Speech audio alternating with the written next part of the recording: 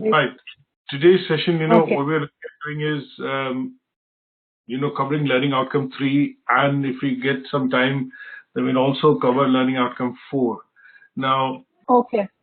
basically, in so far, if we do a quick recap in terms of what we've done, in this unit, which is leadership and management development, in the first part, we looked at the concept of leadership and management. So we looked at different management theories, different types of leadership styles, and how these styles are developed in the organization in general. Second part, we looked at how, if there are gaps which are evaluated or discovered during performance appraisals, techniques which are used to measure performance. Basically, without discussing the technique, but what we did was, in that we discussed how the process of training and development, when we say, but training and development at the senior level, wherein the company needs to develop leadership or develop senior managers. In that case, the concept of training and development which comes in is basically through the process of coaching and mentoring, because you cannot get leaders to get into more cliched methods of training, which include things like seminar, conferences. They are sent into what are called the executive programs, or they are paired up with people who can act as a coach or a mentor for them to be able to develop and inherit, or basically observe and inherit some of these skills. So when we look at the empirical approach to research, that basically is through experience, acquired knowledge, through observation, and that is where that process of learning outcome 2 covered. That in general, we looked at the how learning happens within an organization, and there are different methods. So depending on the level at which you work within the organization, your roles and responsibility, and how important kind of a role that you are executing, you would be put into appropriate training programs which are developed by HR. For higher management or people in senior management getting into senior management, you will look at process of coaching and mentoring. But if you look at people within the junior management, frontline, customer facing situations, they also get training and development. But that training and development normally happens through the process of self-managed learning, portals within the organization, short trainings that they go to, seminars or conferences they attend, and that tends to form the part of how training and how learning and development actually happens within the organization through the process of training. Now, in learning outcome 3, what we want to be able to do is, again, continuing with that theme of leadership and management, here what we want to do is understand how do we see indicators of success or indicators of successful training and development happening for people in the leadership and management positions. So when you put them into some sort of an executive training, you put them into for example executive programs, how do we measure the success of these programs, that these programs are actually leading to a result of achieving that objective? And that is what we'll study in learning outcome 3. Now, in learning outcome 4, which has only one assessment criteria, here we want to look at the concept of performance management, performance appraisals, and we look at different types of, performance management techniques which are used within the organization. And this outcome actually should have been studied, at LO3, but I don't know how they, planned it, but it looks like that before we even get into, studying the techniques of how appraisals and other things are done, they're asking us to evaluate that, how these performance techniques, are they effective, are they ineffective? So what I'm going to do is, in my case, I'm going to start up with, learning outcome 4 first, so that we know how evaluation of these programs actually happens. What is the importance of, the performance appraisal, why they are done, what are the different types, and how they help identify gaps or areas which require training and development. And then we'll get into something called understanding how these programs are evaluated. And in that, I think the key model that we need to look at is the model, Kilpatrick's model, for which I'll give you a handout, but I've covered that in the slides. And that is a model which was created by an American scientist, Kilpatrick, when he was actually developing his PhD thesis in 1959-60. And he came up with this model of the 4-step process of, how training leads to development within an organization. So let's start up with, learning outcome 4. Now, what I've done is in learning outcome 4, there are a few key terms. So one of the key terms around which everything revolves is something called the performance appraisal. Now, you know that this is not hidden in, this is something which is quite obvious, is that at the end of the year, most HR people or, people working within the companies go through some sort of a, review program, some sort of a review which is done. Now, that process of review, if it's a big organization, will be a structured review process in which you might have the HR manager or, your line manager or the department head also involved, because they want to see what kind of contribution you made in your job responsibility. In a small business, that might be called a review, because at the end of the day, the person or your manager is actually sitting down with you to see what tasks were given and essentially what you achieved. But this process essentially is nothing but, a process of appraisal to see what you were given as roles and responsibilities, your job description, and how you fared or, performed against those benchmarks which were given for you to achieve, to help achieve the organizational goals and objectives. So performance appraisal is referred to, as a review, evaluation, and also a discussion which happens between the employer and the employee. At some stage, when I say some stage, this is normally during the end of the financial year, during the end of a calendar year, or it's a process through which, the evaluation of employees' performance versus the objectives given is actually done. Now, this is a formal process, and when I say this is a formal process, what I mean is that this process is documented, because what they want to see is that if they have put you into some sort of a if you're working within an organization, they want to track your performance over a number of years, assuming you'll continue with the company or the organization for a number of years. They want to document this, and this is something which is then evaluated over the years to see how you're overall performing, how your when it also links to your promotion. Say, for example, when you need a hike in, when you are due for a hike in salary, or for example, when you're due for promotion, then, or let's put it this way, that organizations see that you're able to perform, take the initiative, and work independently. At some stage, they decide that you can be given higher responsibilities, and higher responsibilities in some cases do not just mean a hike in salary or more wages, but they also mean promotions, and or promotions would mean moving from one grade to the other grade, and that is where these appraisals come in quite handy. Now, in some organizations, performance appraisals are also done basis a working document which is prepared by the individual, and that document is also called the personal development plan.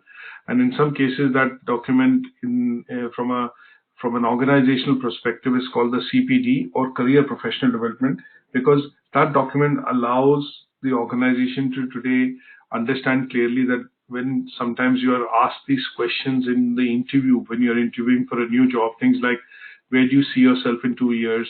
Where do you see yourself in 5 years? Or when they ask you these aspiring questions to understand that, given an opportunity or given a chance, what kind of a role would you want to do in the organization? Why do you feel you're suited for this role? Now, these kind of questions are primarily done to understand the employees' rationale in terms of how did they feel in terms of, given the opportunity and growth that they want to achieve in the organization. So in those cases, a document which is maintained and also evaluated, along with performance appraisals, is something called the PDP, or Professional Development Document Plan, essentially. And that document, when it is appraised, the appraisee prepares it. That means you are preparing it. But if it is appraised, that means somebody reviews that document, and it is then related to your development within the organization. Then it is called a CPD, or Career Professional Development Plan. So they see you as an aspiring leader. They see you as a developing leader. They see you as a person who can take up, more roles and responsibilities, or higher responsibilities within the organization. And that is why that is a document which mostly in developed countries, when we look at most global organizations, this is surely a document which is developed is required to be maintained by the employee and is reviewed every 6 months or annually along with performance appraisals. Now, briefly, if we look at some of the ideas which come to your mind, or first thoughts which come to your mind, is why do you look at an appraisal? Forget performance appraisal, but why do you look at an appraisal? Why do you do a review in general? Sometimes you will see that you do a review because you're looking at, you've encountered a few issues or problems, and if you review, then only you can find out the areas in which certain things pose the problem or created an issue, and the idea is to discover them and then come out with some sort of solutions so that you don't face them again. Now, the other reasons you look at, so there could be various reasons of review. The other reasons is if something has gone well, you want to look at sharing this as a best practice within the organization. So again, there you are looking at doing a bit of a review to see what went well, what were the things which were done in a manner which, orderly manner or whatever way you put it, allowed you to reach or get that success. Sometimes you will also do a review when you look at things like you want to gather important pieces of information. You want to find out from what source that information came in or why this information was important for that job to be completed, because then you identify certain sources of information which allow you to plan, and then, any such plan which is even made for future, you identify those sources and incorporate that, okay, because competitor information is important. If we knew what competitors are doing, then we were able to better prepare and proactively, rather than reactively go into the market, we were proactively able to introduce something. So sources of information could also be one of the reasons why you look at doing a bit of a review. Now, from a hindsight perspective, if you now wear the hat of a leader, right, or a manager who's actually presenting a success model or presenting that how his team achieved his, the objectives given, then in those cases, what you will see is that you basically talk about this review in a way to show that this was a planned approach which was taken by the team or planned approach taken by the manager to be able to create that success. So that also allows review to be portrayed in such a way that it is showing that this was a plan rather than an accident that the organization has achieved or the team has achieved that target. And then you'll also look at sometimes reviewing this because what you want to do is document this as a process or a policy and then have that available to relevant people in the organization who are involved in the process of doing reviews for employees or, reviewing a situation, purchase order. Imagine if you're an accountant, you work within the accounts department, you're responsible for releasing a lot of purchases or purchase orders. One of the things that you will do is you look at some of the successes of how you've negotiated with vendors, wherein you brought the price down or negotiated a higher credit limit instead of 30 days, 45 days. And that tends to be measured as a success for the organization because you have been able to gain or get something which was not present, before. And it was, because of your efforts, you were able to get it for the first time. So review in general, I don't want to use the word performance appraisal, but when we look at review in general, these are the various reasons through which, to which we look at doing a review. There could be other reasons as well, but just a few considering why organizations look at it. Sometimes you use the word with a bit of hindsight that if I had this information before, I would have planned the things, differently. So that is why it is important that, because if time elapses, resources have been used and money has been used to buy or, spend on those resources. And if you still don't get the desired result, then it is an expensive exercise which the company has carried out or the organization has carried out. And that is why in order to ensure that managers know clearly what is required in terms of the output, how that output needs to be achieved, these processes, policies are developed, and they then are developed on the basis of data which has been collected over the years by using something called a technique which is called performance appraisal. Is that okay? Okay. When we look at, the reasons of performance appraisal, it's quite clear that, at the end of the day, most organizations give out targets to employees, whether you work within administration, operation, engineering, production, HR, marketing, sales, all departments carry some sort of target. Now, some of these targets might be qualitative, some of these targets might be quantitative, but you essentially have targets. And the reason why these targets are given is because the organization wants you to achieve an end result. I call you back. Okay. Yes, please. So they tend to, receive these because there is some goal, some larger goal and objective which needs to be done. So essentially, if I look at putting this way, why what is the purpose of having performance appraisal is that you're giving targets, you're giving goals and objectives, and they need to be achieved. And in order to achieve those results, you have to have these appraisals to see whether it was done or not done, how it was done, how quickly was that achieved, and was there a better way of achieving that target or goal which was given. So sometimes you will see that when reviews are done and timely and periodic reviews are done, it leads to course correction quite quickly. So individuals' performance is corrected, which overall leads to the organization's or performance, or a better organization's performance. Sometimes if you review individual goals, you will see that because of the review of individual goals, if there are areas or issues which are being encountered, the managers are able to step in and provide answers to those problems, which allows them to finally achieve their goals.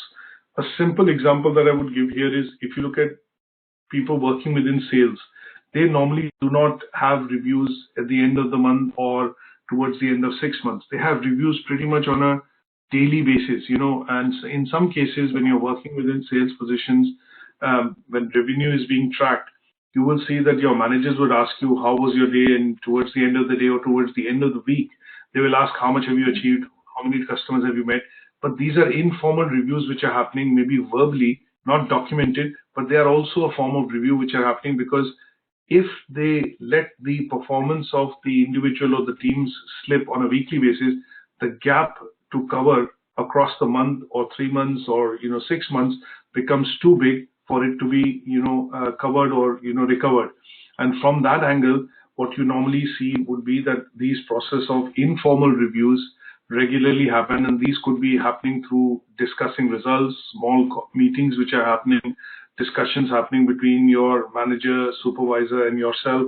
And in some cases, you would see that sometimes if the performance is not meeting the expected criteria in a certain month, you will see the HR steps in or the line manager steps in and they have a discussion with the HR or the relevant people within the organization to say, in order to boost the morale or look at getting them motivated, can we offer an incentive scheme? Can we offer a reward scheme? And this is introduced primarily because the organization is maybe way behind in terms of the desired objectives they want to achieve. And in order to boost these objectives in terms of requirements, sometimes you will see these kind of incentive schemes are also introduced, which are not originally planned, but because the performance is not going as planned or is not receiving the right amount of traction with the employees, sometimes you will see that this is introduced midway through the process or midway through the month, even though they were not introduced earlier by the organization. So sometimes the reason of looking at these is to introduce more say for example, when I say individual rewards, what we are looking at is this is more oriented towards individuals which are performing well, and in order to differentiate their performance against the others, the organization would say, okay, we need to introduce rewards to keep them motivated, staying motivated and loyal to the company. Sometimes you will see that there is a recognition of superior performance given, which is primarily employee of the month or employee of the year. You've done, for example, 5 years within an organization, 10 years within an organization. You will see these kind of awards depending on how big the organization is and how many employees it has. Sometimes these kind of performance management rewards are included apart from the annual appraisal or the reviews that they do within the organization. And these are done primarily to look at keeping the employee loyal, motivated, and also, working towards the organizational objectives which have been set. Now, I think after this discussion, you are quite clear and in terms of understanding that why do we need appraisals? Appraisals can Yes. be done for different reasons, but some of the reasons that we look at, because it's, as I mentioned, it's a formal exercise which takes place within the organization. So when we look at this formal exercise, why they are done, they are done to look at setting in a bit of compensation, which is basically saying if you are able to perform and you're able to perform consistently, achieving the targets, then you are in line to do, you're in line for either a promotion, rise in pay, or, getting more incentives. Sometimes you will look at that these appraisals are also done to bring in improvements within how the employee is actually performing. So when I give you an example of these reviews which tend to happen, which are verbal, they're quite informal, but they are done by the manager or discussions which are happening between the manager and the concerned employee, is primarily that he's giving guidance or she Hello. or yes. So in some cases, when you're receiving this as a bit of a guidance, it could also be improvements which your manager is actually suggesting for you to introduce in your day-to-day working. Now, there could be cases where some of these are documented for decisions. Now, if you are, and this could be positive and negative. So if I look at positive side, they are documenting certain things in the appraisal because you are performing consistently well or meeting the targets every year. And that would be documented apart from, because they will see that, okay, this is something which is, a skill, professional skill, or a personal skill, personal initiative. These are other things which are being put in by the individual, and this would earmark you for promotions or exceptional rise, or maybe some sort of, chairman's award or a CEO's award in the organization. And this documentation is important to ensure that the decisions done by the managers and the HR are quite, clinical. They are not challengeable. Sometimes you will see that it could be done from a negative aspect, that if they see that the performance is not improving, even after putting you into training, development, giving you enough opportunities to perform your change of job by looking at job rotation, then also you're not performing, then these decisions are also documented, because in those cases, they will lead you to either be sacked or made redundant from the organization. And that would also want, the organization would also want to document some of these reasons, like disciplinary actions, time management issues, issues of non-performance. And those would then also make it clinical, non-debatable, that why the organization is, looking at taking this action, either asking you to leave, resign, or, asking you to, say, for example, take a different role within the organization. So various reasons for appraisal, and these reasons are, something that we see on a day-to-day basis being done in most organizations, and they kind of center around some of the points which are mentioned on the slide. One of the other things which I say, that performance appraisals or reasons why appraisals are also done, is because it helps HR do a bit of planning. Now, this planning, when I say, could be planning for succession. That means if the person is doing well, is needing to move into another role, given additional responsibility, then it is to do with succession planning. If this also, when I say planning, it also could reflect the fact that they are looking at bringing new people into the organization, and that helps in general the human resources planning, because they feel the appraisals are able to put forward, or show gap areas, that okay, the reason why the team is not able to achieve the target, or the reason why this is not happening, is because everybody's everybody's roles and responsibilities are quite stretched, and when they have a stretch, it does not seem possible for the for a set of individuals or a team to be able to achieve it. They then also see this as a gap area to look at recruiting new people in to come in and cover that gap, or support that objective. So that is why HR planning also looks at getting input from appraisals. Now, this is a table which basically shows that what are the primary uses of performance appraisal when we look at different aspects of how HR activities are, working within small, medium, and large organizations. So when you look at compensation, one of the clear things that we look at when people or employees within an organization have appraisals, it is surely linked to increase in salary or your compensation that you get from the organization, because they are yearly long activity, and at the end of the year you're expecting this to happen.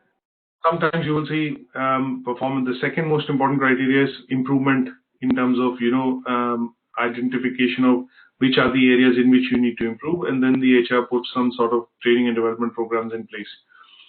Appraisals, when they are done as 180-degree, 360-degree appraisals or management by objectives, also look at taking in feedback from employees working within the organization. So that's the third most important point. You look at documentation, promotion, training, and then a decreasing order of priority, you look at all these are key features of why this process and the documentation this process produces actually is useful for HR managers in particular within the organization. Now, when we look at managing appraisals, there is a certain amount of trend which is changing, because when times are changing, the organizations are changing. Companies were national, now they are multinational, they have global operations, they are looking at complying with labor laws, legislation, diversity in workforce, lots of other complexities. The reasons why appraisals are done also are looking at slightly having a changed meaning. Sometimes in the past, if I look at 20, 30, 40 years back, appraisals were primarily looking at the activity of, review and evaluation. But today, appraisals are also looked at how do we manage performance. So the concept of smart targets, the concept of, introducing succession planning, global talent management are also being implemented, and are closely related to the fact that performance appraisals today are used to manage something in terms of a concept called performance. They're not just as a paper-based exercise. So when I look at this previous slide, it was documentation as one of the reasons. That number 4 reason is that most organizations do this for documentation. But in current organizations, if you look at the millennials that we'll say, or the modern day organizations of the 21st century, here the performance appraisal are the key instrument to actually manage, enhance, and increase performance within an organization. Now, the next subsequent slides that I put together, I'll go through a couple. They are primarily to, they are quite self-explanatory, but here the idea is to make you aware as an HR person that what is the activity of the appraisal, who performs it, what kind of appraisals can be done, and then towards the end, what I've done is also summarized the whole, idea of how these performance appraisals, in some cases, can lead to, development of training and learning and development of training programs, and also how HR then picks up these gap areas to be able to put into place so that workers can actually be trained, to show improvement by getting into, the process of training and development. Now, very briefly, who does the performance appraisal? These are the different types that have been identified. Now, sometimes you have your immediate supervisor who does it. Sometimes if you are in a position wherein you work as a manager, you manage a team, somebody senior enough in your company would do your appraisal. So it could be a department head. It could be somebody who is in the management position doing your appraisal. There is also a concept of something called self-appraisals, which are currently done in organizations, because if you are in a role wherein your interaction with other colleagues is or other departments is very minimal, then in those cases, employees are also asked to do something called self-appraisals. Peer appraisals are done when, you and your co-workers apprise or, do the activity of appraisals amongst each other. This could be seen in, say, organizations like call center. Various call center agents would do the appraisal for each other to see how they are doing, how well they are doing. And these are informal types of appraisals which are done. You have team appraisals. You have appraisals which can be done by customers when we look at sending out surveys and questionnaires if you're in a customer-facing role. And we also have a concept which is 360-degree appraisals, wherein, if you're in a role which is seen as related to the image of the organization, is quite critical to the function of the organization, you will see that appraisals in those cases also look at taking feedback from suppliers, partners, customers, stakeholders, shareholders, things like that. And they generally tend to be at all levels. So it could happen for a CEO, it could happen for a board member within the organization, it could also happen for maybe an account manager or a person who looks after working within sales, marketing, but also deals with a variety of organizations.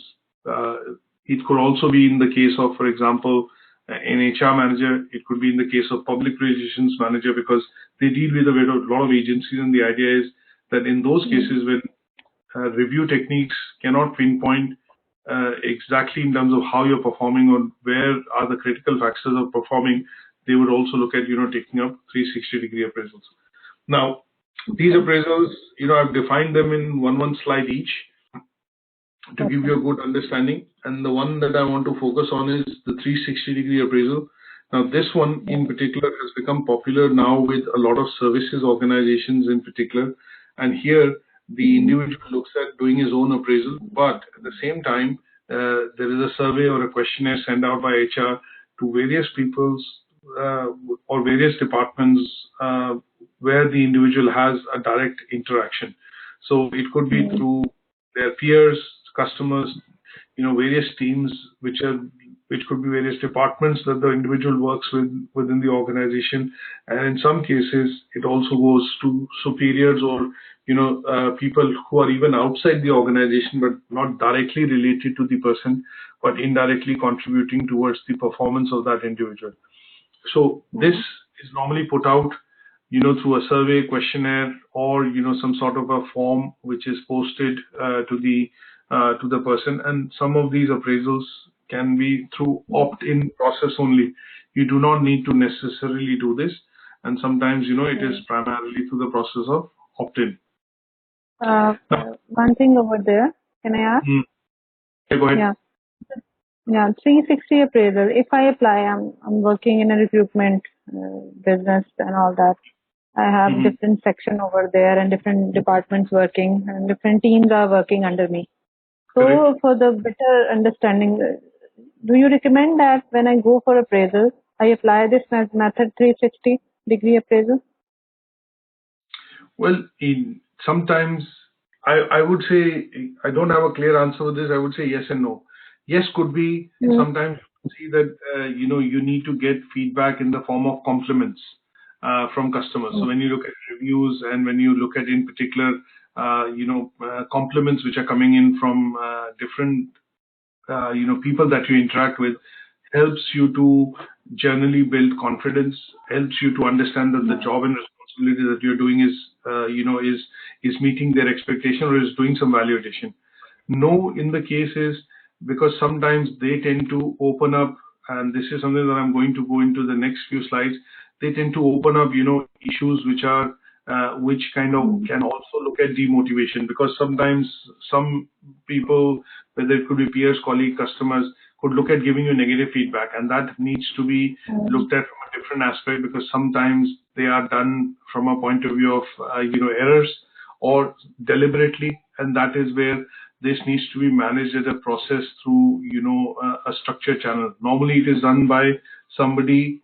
If you are going to send it out, it might not work, but if somebody who is responsible for managing you sends it out with a clear reason and purpose of why this is being done, then it would work, because in those cases the person will be able to apply the judgment and then also negate out some of the responses which are coming, which he or she might feel are errors which have done not exactly what he or she is.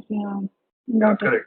So this is why you will see that this is a feedback approach which normally allows rating to work. It does not have a yes and no answer. There is always a kind of a multi-rating scale which general idea, basically, not the direct impact on appraisal. Just idea about the employee. If you follow this.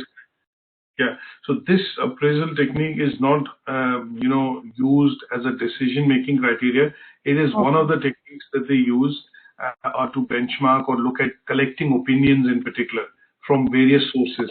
But this does not, on its own, form a basis for decision-making when you look at appraisal as an activity.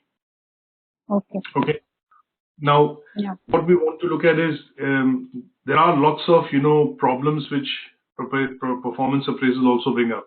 So some of the problems could be that they are seen as a bit of a popularity contest. So when you look at sending 360-degree appraisals out as an example, you will see that people can directly influence their peers, colleagues, peers to say that, okay, sometimes after a call center call, you say you'll be, would you be happy answering a short survey? And that is where sometimes before hanging up, the person would also say, could you rate me? If you're happy with this service, could you rate me and give me 10 out of 10? So it's an indirect way of already telling the customer that, could you give me a better thing? Because in some cases, some employees are quite forthcoming and they are, quite direct to say that I have my appraisal coming up. Could you rate me quite well on this? So it seems to be sometimes these things can be taken as, influencing decision-making process, and that's why, it could be a popularity contest. In some cases, employees would feel, they have some grievances or grudges against the others, which could mean that they, on purpose, rate you poorly on these, kind of techniques. Your boss might not be happy with you. You don't get along with your boss quite well, and then this is seen as an exercise wherein he or she has an opportunity to take a bit of revenge and be a bit more, calculative in doing your appraisal.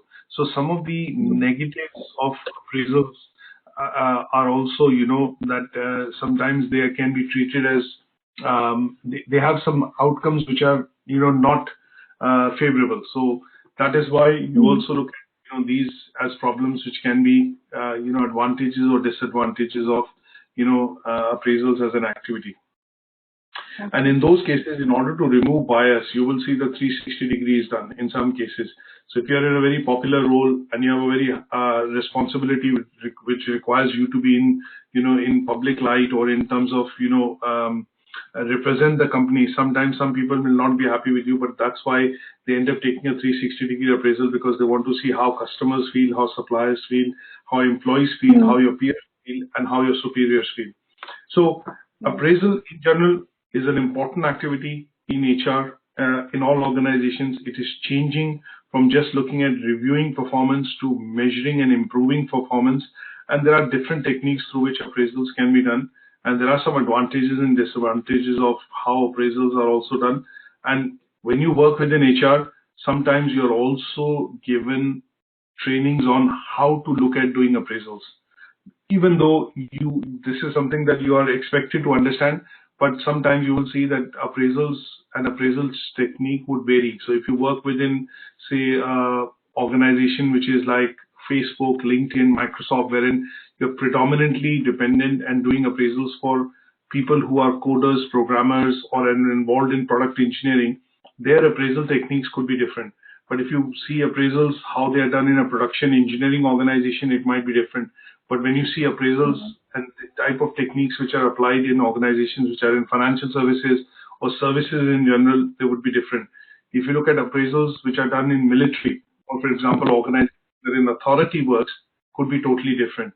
So different types of appraisals and techniques could be applied. And in some cases, some of these techniques, you also need to get training on, because the idea of doing this activity needs to be understood very clearly. The idea of doing this activity is you need to look at relating the objectives of the organization and the achievement of those objectives against how the individual has performed, is the whole idea of doing the activity in terms of performance appraisals or review that you want to do. And in some cases, some organizations definitely look at this activity to look at measuring performance and then how to improve performance by also looking at the concept of training and development. So this presentation, I'm just going to now minimize, because this is something that you can quickly go through. But because the first assessment criteria which looked at why do we look at performance, what is the activity through which we measure performance or evaluate performance, and then what are the different types of techniques is what you need to understand in this assessment criteria, which is learning outcome 4. Now, let's go to very briefly learning outcome 3.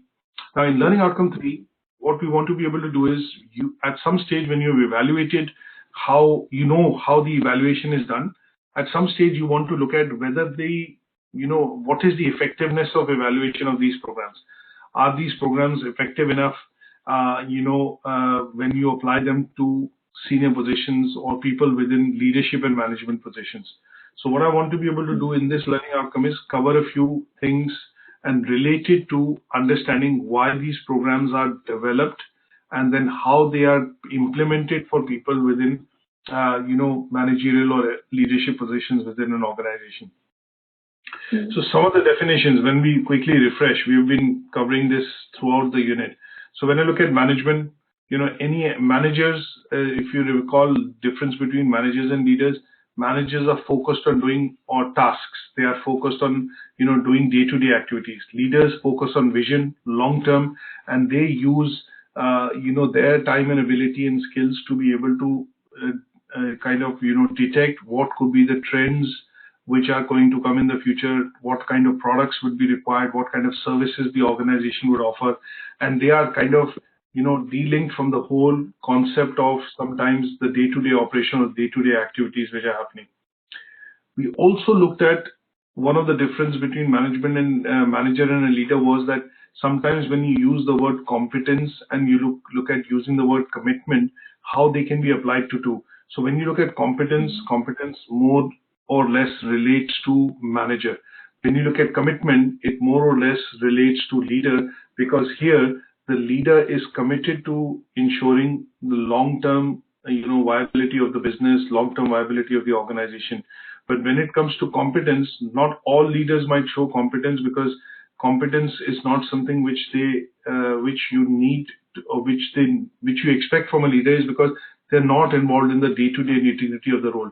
So if you say a CEO of the organization needs to be able to make a sales call and get that sale, might not be the competence he might have, because his competence is to overall manage the organization, run the operations, review everything and ensure that everything is going as per plan. But if I have a manager who's been inducted in the organization to look at the head of sales, his competence needs to be in terms of having the knowledge and skills to know about the customers. Raman, a second. My boss is calling. 1 second. Yes, sir? Okay, it started already. Yeah, please continue. Sorry. So in this case, what tends to happen is that you will see that the head of sales will have the market knowledge, the connections with different type of customers to be able to do the job and achieve the target and the goals. So when we look at this concept, this is quite important for us to understand when we get into leadership style, management styles. We look at, differences between the leaders and managers. Now, what we also want to understand is that when you look at models of effective leadership and management, and when you apply them to yourself or within an organization, one of the clear things that you look at is how do you identify with the leader? How do you identify yourself with the manager? So in those cases, what we want to be able to look at is we want to clearly see what is your management style and what is your leadership style. So as the first and second learning outcome focused on, there was audit which I have shared with you and is a template, and that needs to be done because that will help you identify your own style of leadership and your own management style. And when you have identified that, what we want to be able to do is, I'm not going to go into the icebreaker in terms of asking you this question, but when you look at that, then we know what kind of traits are required in a leader. So sometimes when you look at people in the leadership position, they have a very clear sense of vision and purpose. If I have to ask maybe a CEO of the organization what the company does or what do you stand for, he would be able to summarize that in a brilliant way because he is concentrating on developing the vision and the purpose of the organization.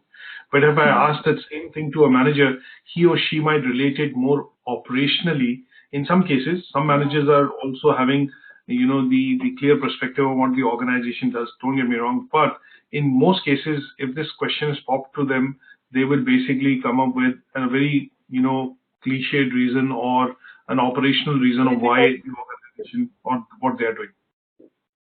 Now, in terms of leaders, it's quite clear to understand they have very clear goals, they have strong commitments, they are flexible.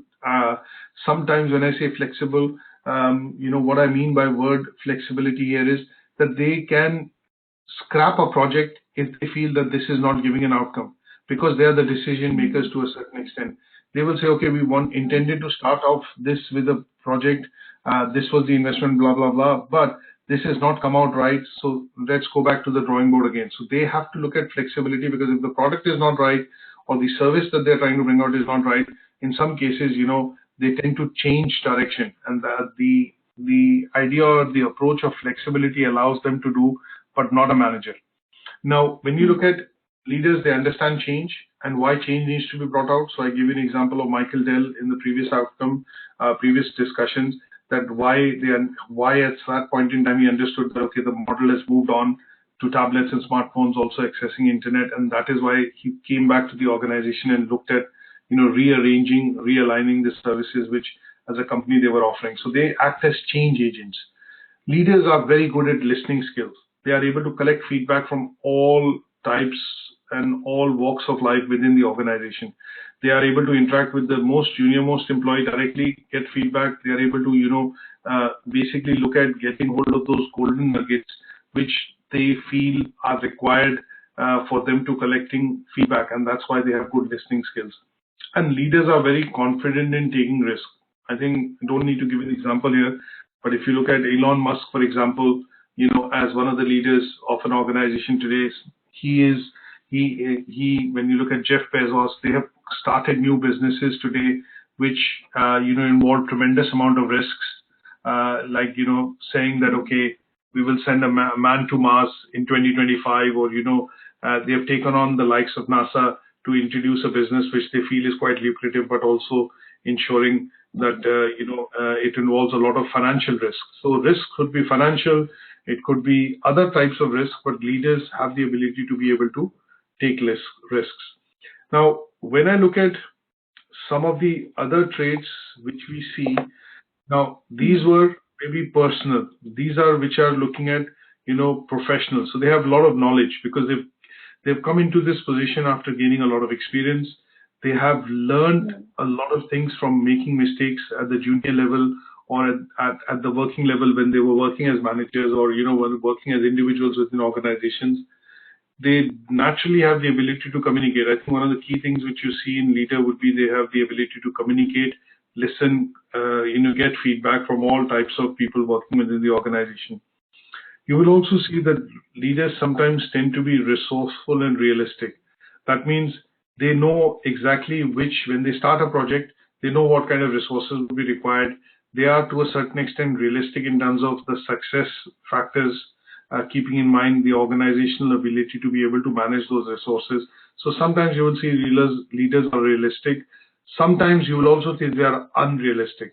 Sometimes you will see organizations bring in a senior person from outside the organization as a chief executive officer. They see if it is not working for a year or so, the board then fires the CEO because they see that the person who has come in has actually not understood the ethos of the organization or why the organization gives what product services it gives, and he's trying to take the organization into a different direction, which is either losing business, losing revenue, losing customers, or is creating demotivation or unsatisfaction within the employees.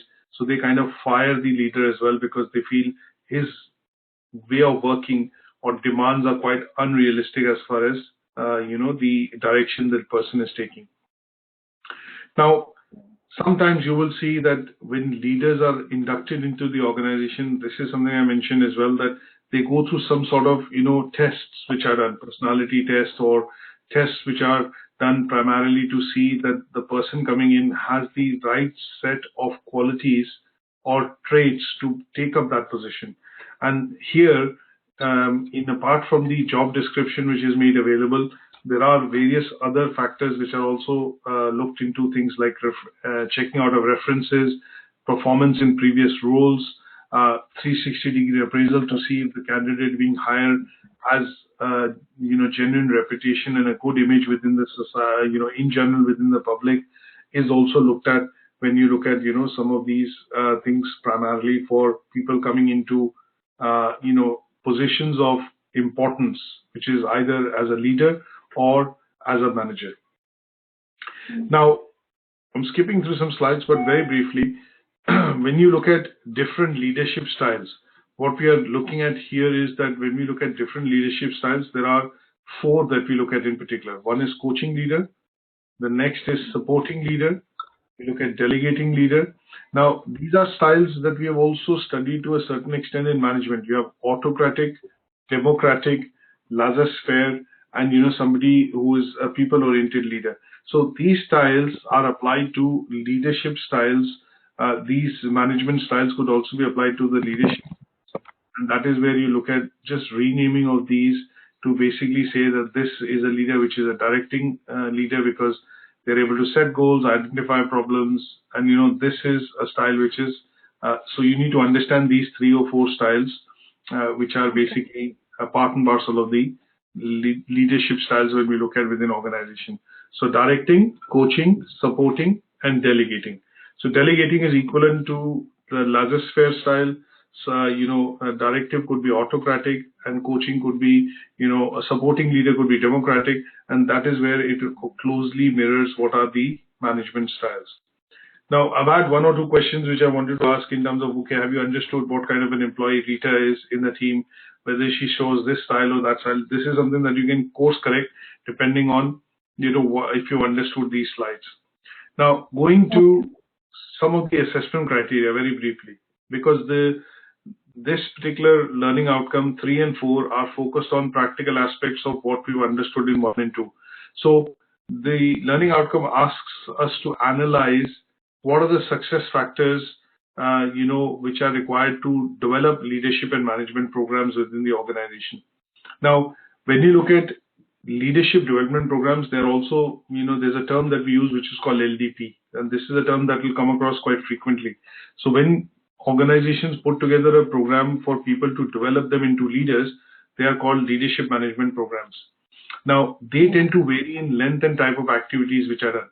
Sometimes you will see people who have good number of years of experience, have worked within the organization for a number of years. They are put into a program to get some academic excellence. So they might be sent into doing an executive MBA to a well-known business school, because that person at some stage when he occupies a very senior position in the organization, academic excellence is also required, which the person might or might not have, but the organization looks at developing that as an activity or as a purpose for that particular individual. Sometimes you will see that these programs which are done are also done to ensure that there is enough competency which is required to execute that role. Now, the reasons why these programs are put in place to develop leaders and managers within the organization is that at some stage they want to see that you just do not, what they want to see. They want to see you have the experience, you have the skills, you have the knowledge, and you also have the channels through which you can actually achieve success. So when I say skills, it's quite clear. When you say knowledge, it is also quite clear. Knowledge could be academic. When I look at, attributes, it could be personal, professional. But when I say channels, that means they are able to also get people behind them within the organization, either through the vision or the idea they have, or through the set of actions they do in order to get the work done. So it is quite important that when you look at these factors, or indicators of how people actually get into leadership and management positions, it is important that we understand why you see this person as a leader or why you see this person as a manager. So if I go back to the first example I've given, that you see this person as a leader is because they have a lot of knowledge, and that knowledge could be academic, vocational, or knowledge that has been gained through experience. Number of years of experience also highlights that you have respect for that person, or because the person has gone through a lot of different experiences by reaching this position. You have respect for that person in that position is because that person has essentially got what? 3 things: knowledge, experience, and the right skills and attribute which have been gained over the years to come into that position. And that is why you see that person as a leader or as a manager, as an effective manager. That is why you're ready to kind of follow him, or the organization in general is in a position wherein they kind of tend to agree with what the person is saying. Now, in order to put this program into practice, sometimes you will see that the organizations start off by doing different kind of activities. So leadership development program, LDP, is nothing but a set of activities which the organization puts in place where they start to identify people who can actually be trained to become leaders or effective managers in the organization. And this set of process actually starts with a number of activities which the organization does or undertake from time to time. They could be, competency development programs, which is primarily programs wherein the people are sent across to attend a workshop or a seminar, and that workshop or a seminar will directly lead to the creation of a competency or a skill. So sometimes you will see sales managers are put into channel development trainings or partner development trainings, account management, and these 2 or 3 days training are focused primarily on developing that competency. You look at coaching and mentoring, we've covered that in detail. That is a set of activity which is a long-term activity. And when I say long-term as compared to seminars, conferences, workshops, it is considered long-term because coaching tends to be, for a couple of weeks, couple of months. Mentoring tends to be for a couple of months to a couple of years.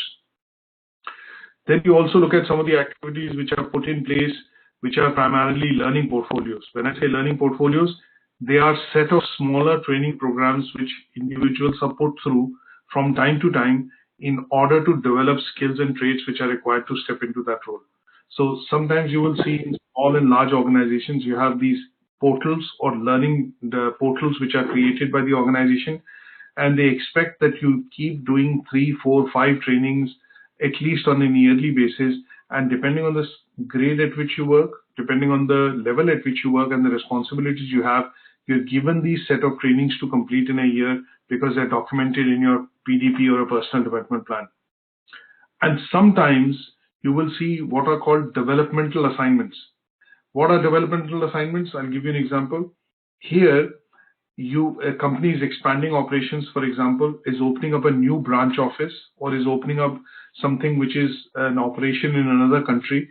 A person who has probably no experience in that area could also be deputized to go into to look at managing the opening of that office or starting that operation, is because the organization wants the individual to gain that experience by actually doing the task or by executing a series of tasks, and those assignments tend to be developmental assignments. Sometimes you'll see in our cases when we look at developing countries, you will see exceptionally performing employees also given an opportunity to go abroad by the organization to say, okay, you are going to be now posted for a year to go abroad and work within that office of the organization. So they are seen as a bit of an incentive, but also seen as a bit of a developmental challenge, because when you are changing, putting a person, say, from one particular country into another particular country, or from one branch office to another branch office, it is seen as a bit of a challenge, but also as an incentive, because you will need to go and adapt, create new relationships, develop new working practices with with your friends and colleagues in that area. But that will also pose a number of challenges for you to be able to adapt to that situation. So these developmental assignments are also activities which are given to individuals to be able to develop them as leaders and managers. So you are a deputy CEO, you are a branch manager, you are a regional manager, but then you are transferred over from one region to another region, and the idea is you are being circulated across the country or in different regions so that you worked in all the places before you take up a vice president position, so that you know all the teams very closely. You see that? Yeah. Yeah. Now, in assessment criteria 3.2, what we want to look at is how the training approach is evaluated. How do we know that training and development which is being done within the organization, for leaders and managers is effective? So here, what we want to be able to do is understand one of the theoretical models called the Kilpatrick's 4-level training model. Now, as I mentioned very briefly earlier, this model was created by the American scientist when he was doing his own PhD, Donald Kilpatrick. Now, Kilpatrick basically came up with this model saying that when you organize or create a program of training and development within the organization, they can surely be put into 4 different levels.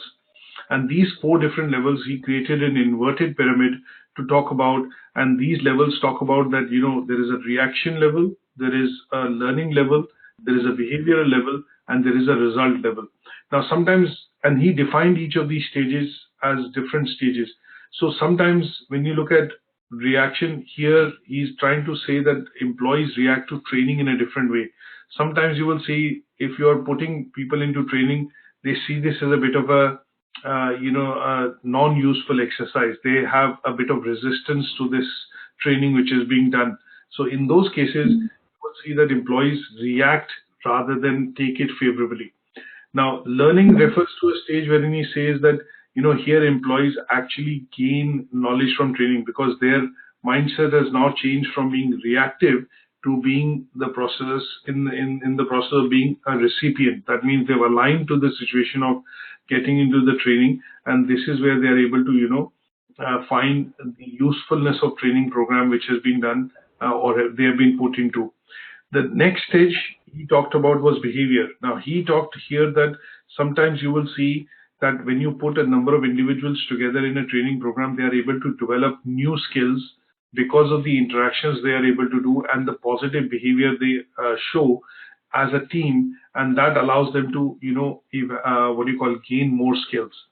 And then towards the end, when he said result, he said that if you put a lot of people into training and at some stage analyze the effect or look at the review of that training which has been done, and if the individuals are able to achieve the results, that means the training has been successful. But if the individuals are not able to achieve the results, that means there have been some gaps in some places, and that means that the training has not been effective. So he classified the training and the level of training which happens into 4 different stages. And in this particular model, what he said is that if you put employees, depending on their expectation of what kind of results, behavior, learning, or reaction they show, the training programs could be made much more effective, for the organization, and the resources and the money which is spent can bear fruits if they put the individuals according to the expectation of training and the outcome of training that the organization expects. And that is what is kind of summarized in the Kirkpatrick's model. Is that okay? Yeah, got it. What I've done is I put a example here of how Unilever, which is one of the most successful companies globally, FMCG companies, fast-moving consumer good companies, and I put a bit of a model here to show an example of how they why they put a lot of emphasis on the development program, leadership management development program within the organization, why they think that they need to have successful leaders or managers who are successful to be able to drive operations within the company. And that example, what I've done is I put it on, rather than putting in the slide, I put it in the, the slide note here. So this gives you a live working example of what has to be covered in terms of theory, but within an organization, when you show evaluation or analysis by picking up a company and show why this program is important. Is that okay? Okay. And I put 1 or 2 slides in to say how information is actually collected when you look at, putting these development programs in place. So some of the appraisal methods that we looked at, like the 360-degree look at primarily questionnaire surveys. There are interviews which can be done. There's a documentation review for which appraisals are done. You can do appraisals by looking at doing observations. Sometimes you look at, putting a number of people into a focus group to come up with solutions, and there also peer appraisals can happen. And sometimes, these appraisals, when they are done, are treated also as case studies to depict successful, best practices to other participants or other colleagues within the organization, and that tends to be, important as well. Is that okay? So this is where we will stop, and what I will do is all these presentations are going to be available on Moodle. But apart from that, what I'm going to do is also provide you a short handout on the KIL pattern. Is that okay? And this particular handout, which covers, the learning outcome 4 for you to read: performance appraisal and management. Okay. Any questions and queries, please drop me an email, and what we'll do is next week. I will drop it. Okay. And secondly, if this whole chapter is covered, so when what about assignment